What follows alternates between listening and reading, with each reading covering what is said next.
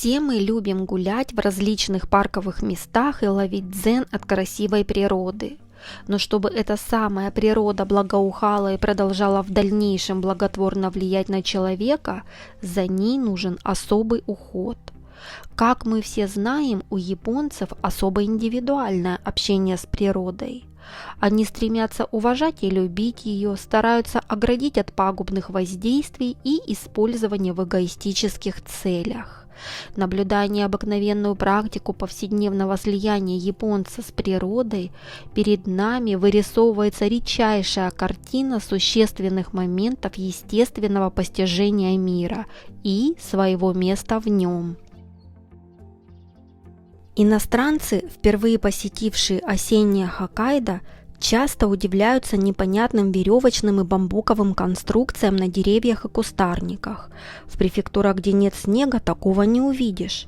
Возникают вопросы, что же это за красиво натянутые веревки и аккуратно связанные бамбуковые палочки? Может, это традиционные украшения на Новый год или же просто какие-то специальные приспособления? И для чего они нужны? Остров Хоккайдо считается зоной самых сильных, обильных и продолжительных снегопадов. За сезон здесь традиционно выпадает от 10 до 15 метров осадков, и в связи с этим ежегодно садоводческие службы стараются тщательно подготовить деревья с кустарниками к зиме.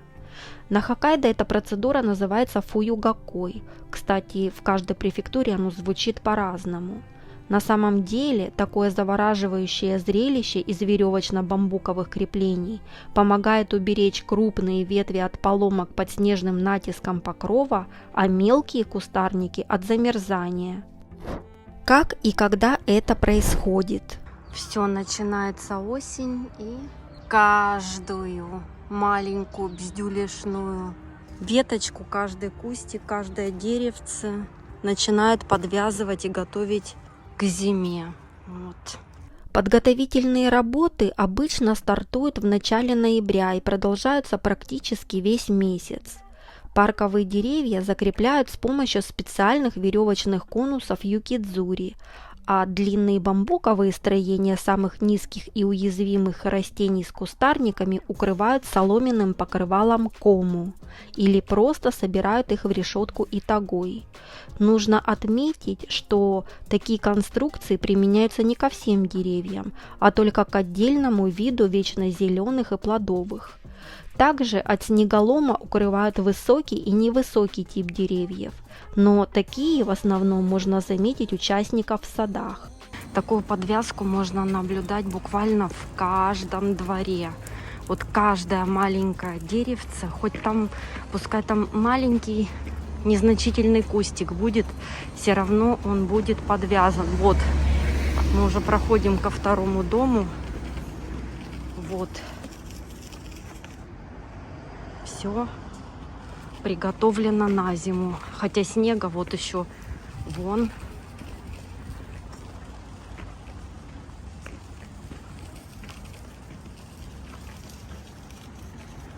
Хотя снег вот выпал чуть-чуть.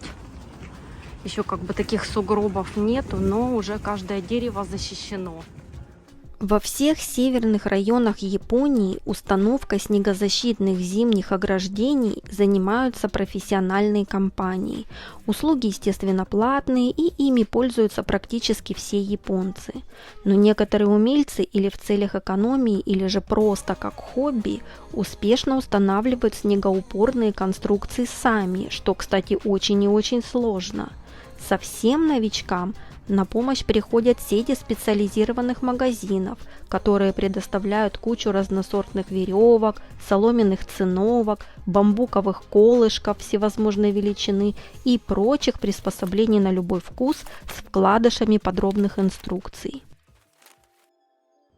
Японцы настолько заморачиваются в охране среды, что, казалось бы, в таких обычных креплениях применяют совсем необычные японские веревки, изготовленные строго из специально растительного волокна, которые используются однократно. А обычный капроновый шнур идет в ход довольно в редких случаях, так как считается, что капроновая нить вредит коре и растениям. А все подвязки одинаковы. Действительно, видов снегоупоров и ограждений очень много. В каждой префектуре их применяют совершенно по-разному в зависимости от погодных условий. На Хоккайдо, например, самыми распространенными являются Навамаки, Такикокой, Юкидзури и Комумаки. Метод подвязки Навамаки является самым простым. Эта вертикальная обвязка предназначена в основном для низких растений и кустарников с тонкими гибкими ветвями. Но связать такой маленький кустик не так-то просто. Он хрупкий и его можно повредить. Поэтому для начала растение аккуратно выравнивают и связывают в таком положении, чтобы оно сумело выдержать снежный натиск.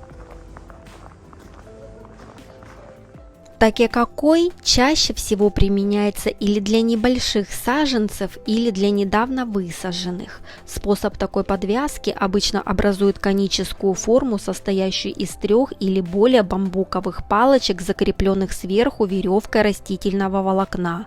Чтобы предотвратить попадание снега, сам конус обматывают несколько раз тонким шнуром. Можно еще встретить идентичный тип конической формы, укрытой соломенной циновкой вокруг, но он уже будет называться варамаки.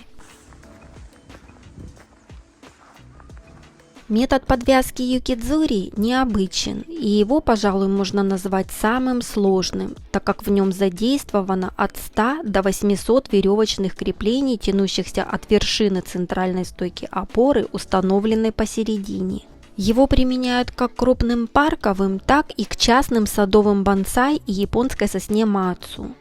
Наблюдать ювелирную работу мастеров, вооружающих юкидзури на одно из деревьев, очень зрелищно, но на самом деле это довольно кропотливая работа, которую садовник выполняет с определенной точностью и вниманием.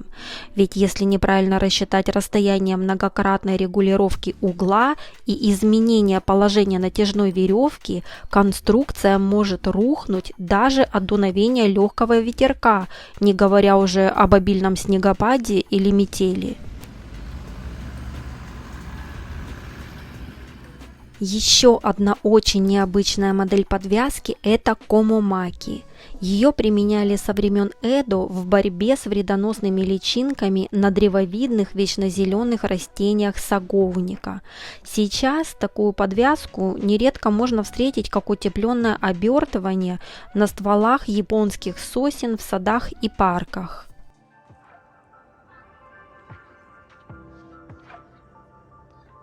Несомненно, существуют и другие формы различных зимних ограждений, которые эстетично украшают фасады частных домов, больниц, детсадов, государственных парков и учреждений в зимний период. Со стороны это смотрится как красивая декорация или искусная инсталляция, которая как по мановению волшебной палочки исчезает с наступлением апреля. Но нужно отдать должное всем рабочим садовым мастерам, которые ежегодно, сооружая такие сложнейшие конструкции, показывают не только свою настоящую любовь к природе, свою ловкость, выдержку, опытность и профессионализм. Они показывают ту самую картину существенных моментов естественного постижения мира и своего места в нем.